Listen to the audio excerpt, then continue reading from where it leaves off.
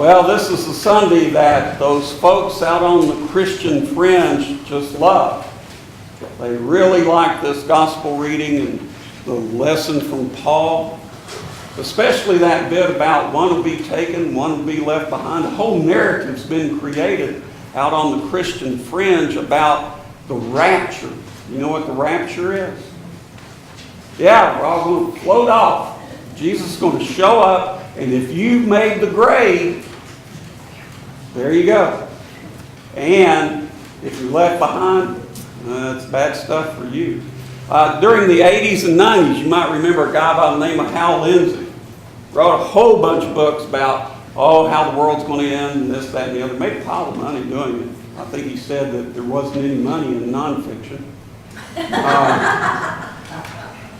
Then, in the aughts, some other writers that came up with this thing called Taken.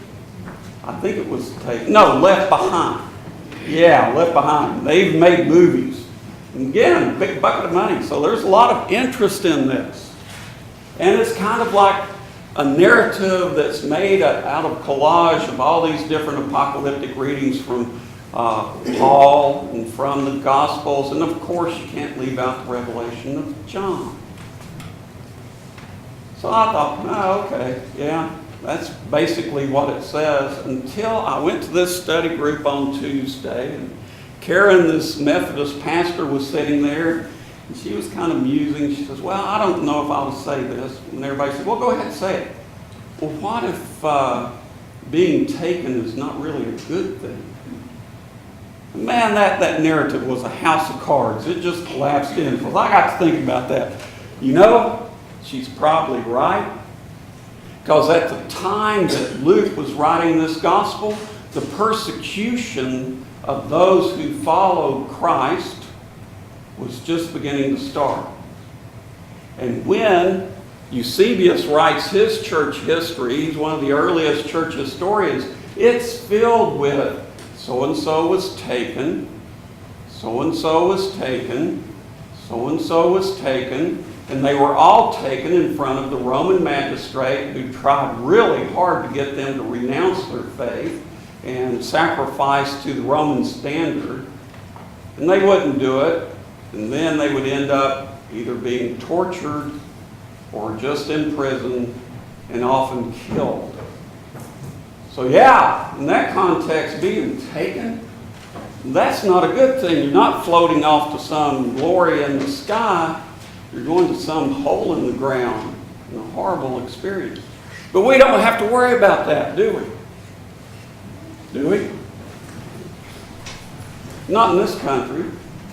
In this country, we've got it made. We have a constitution that guarantees your right not to believe, even if you don't want to. You can believe anything, any way you want. You can be any kind of Christian, any kind of Jew, any kind of Muslim. Well, they might watch you a little bit depending on what kind of Muslim you are. But you can be any kind of religious person you want. And that leaves us at the mercy of being taken by something else. Apathy. And that's another thing that's really important in the readings this morning. It says, wake up! See, I almost put you to sleep already. All this history stuff. Wake up! Well, why do we need to be awake? And we're religious people, we do it too. We trot out these long, pedantic sermons about, well, Jesus did this and that and this and that. And we hardly ever, and I'm speaking representatively of my group, hardly ever are there sermons that give something substantial that you can sink your spiritual teeth in. It's a history lesson, it's a story, it's this, it's that. So the majority of Christians that aren't out there on the fringe vibrating with this rapture stuff are asleep. Wake up! See, I've done it to you again. Why is it important to be awake? Jalaluddin Rumi wrote a little quatrain. I think he captures the need for being awake. He said, the breeze at dawn has secrets to tell you. Don't go back to sleep. You must ask for what you really want. Don't go back to sleep. People are going back and forth across the door sill where the two worlds touch. The door is round and open. Don't go back to sleep.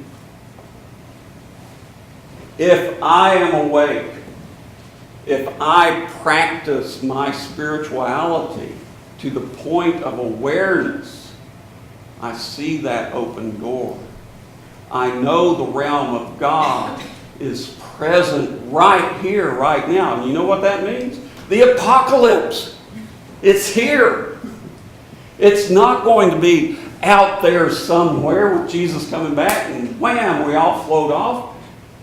It's happening right now. It's evolving. It's moving. It's in motion. It's dynamic. It's calling to you. It's calling to me. And if I'm asleep, I'm going to miss it. If I'm asleep, I won't know what role I am to play in the apocalypse that God is bringing forth on this planet right now. So what role are you playing in the apocalypse? Nobody want to share? What role are you playing? I thought about that. That's not a fair question to put you on the spot with. I thought about that. What role am I playing?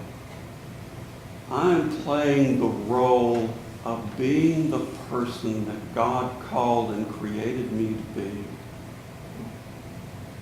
When I am in that role, when I am in that place and when you are in that place, I don't need to do that. I'm already awake. You're already awake. And whether we know it or not, we are already participating in the great apocalypse that is happening right now.